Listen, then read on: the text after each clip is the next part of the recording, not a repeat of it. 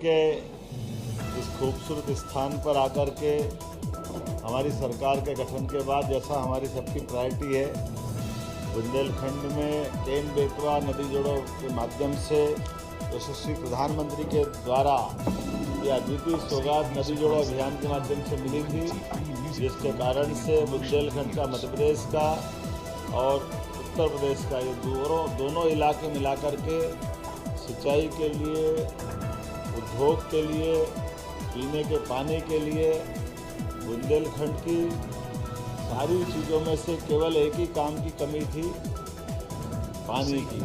और हमारी सरकार ने नदी जोड़ो अभियान के माध्यम से देश भर में नंबर 1 का स्थान बनाया। जब हम राजस्थान, उत्तर प्रदेश, महाराष्ट्र सभी के साथ नदी जोड़ो अभियान में सबसे आगे निकले और यशस्वी प्रधानमंत्री ने नदी जोड़ो अभियान के लिए 90% की ग्रांट दे करके हमारे पूरे क्षेत्र के लिए सभी तरह से,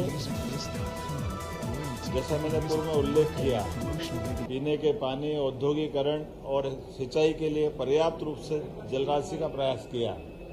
साथ ही साथ बुंदेलखंड को लेकर के हमने अपने इस स्थान पर टूरिज्म को भी बढ़ावा देने के लिए, आपको उल्लेख होगा कि ये ओबेरॉय ग्रुप के माध्यम से पूरे देश का सर्वश्रेष्ठ एक ऐतिहासिक किले के रूप में जो प्रॉपर्टी थी, आज वो अपना एक विशेष स्थान बनाते हुए हमारे पन्ना रिजर्व टाइगर और साथ ही साथ पर्यटन के बाकी गतिविधि चलाने के लिए ये अद्भुत स्थान बना है।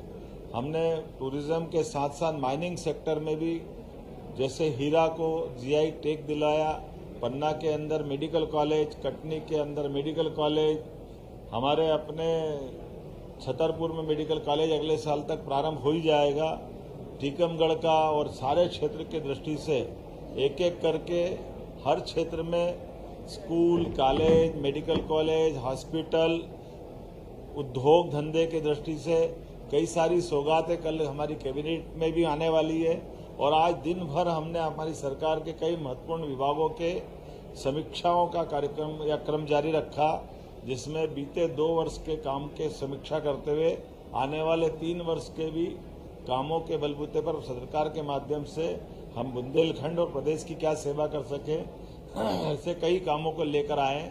ये कन्वेंशन हॉल का उपयोग प्रॉपर तरीके से शासन के साथ सामाजिक स्तर पे सभी प्रकार से इसके बेहतर उपयोग हो, इसलिए पर्यटन विकास निगम को पुनः दिलवा करके इसकी सुविधा के साथ साथ ये हमारा क्षेत्र कैसे आगे बढ़े, इस पे हम काम कर रहे हैं। आज हमने यहाँ अपने खजुराहो में जनजाति जाति विभाग, स्थानीय शासन विभाग, टेक्निकल और एजुकेशन के साथ ऐसे कई प्रकार के अलग अलग विभागों की भी समीक्षा की है और हमारे अपने वरिष्ठ मंत्रियों के साथ उनके विभागों के भी कई दूरदर्शी निर्णय लेने का प्रयास किया है।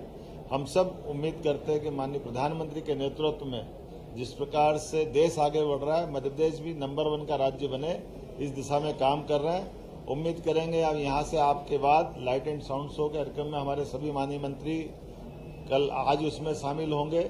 और ये जो हमारा प्रयोग हो रहा है कि हम अलग अलग क्षेत्र के विकास की दृष्टि से कैबिनेट भी वहीं जाके करें, ताकि उस क्षेत्र को भी लाभ मिले, मंत्रीगणों को भी और जनता को भी, दोनों के बीच की दूरी आनंद के साथ एक दूसरे को समझने में भी समय लगे। और इसी आधार पर यह बुंदेलखंड में पहली बार खजुराहो में कैबिनेट करने का निर्णय किया है। और जैसा कहा कि केवल कैबिनेट करने नहीं आए, कैबिनेट के माध्यम से कई सारी सौगातें भी दिलाएंगे। और कल से आज तक लगातार 3 दिन तक एक तरह से मैं खुद भी यहाँ हूँ और मेरे सारे माननीय मंत्रीगण इस पूरी मीटिंग और आयोजन में जुड़ रहे हैं। ये हमारे लिए सौभाग्य की बात है। मैं अपनी ओर से एक बार फिर आप सबका स्वागत करता हूँ और जनता के माध्यम से हमारी सरकार को जो सहारा संबल मिला था माननीय प्रधानमंत्री के नेतृत्व में, हम सब जन कल्याणकारी कामों में लगातार लगे रहे, इसी भावना के साथ मेरी बात पूरी होगी। धीरे मना धीरे सब कुछ हो, कल बताएंगे कैबिनेट के बाद क्या क्या हो रहा है।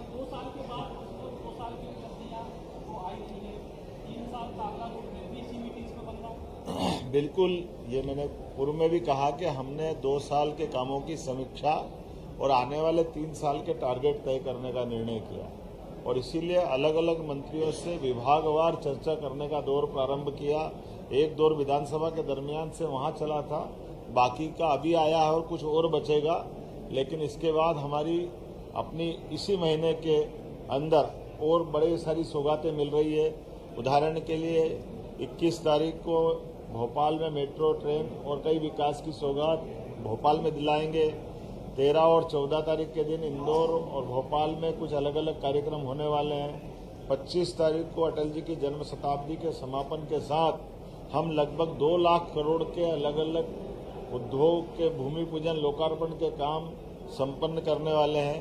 ऐसे सिलसिले लगातार चलते रहेंगे। पूरा महीना ये हमारा इसी प्रकार से निकलने वाला है। अगले साल की प्लानिंग भी हम लोगों ने तैयार कर ली है। अगला साल एग्रीकल्चर से जुड़े हुए सभी प्रकार के कृषि आधारित उद्योग, कृषि से आय बढ़ाना, हार्टिकल्चर से जोड़ करके किसानों की आय कैसे बढ़े, इरिगेटेड एरिया कितना बढ़े, बिजली सोलर से और बाकी जगह से कैसे अधिक से अधिक सस्ती मिले, ऐसे कई काम लेकर अगले साल भी हम अपने शासन की योजनाओं से जन कल्याणकारी भाव को लगातार आगे बढ़ाएंगे।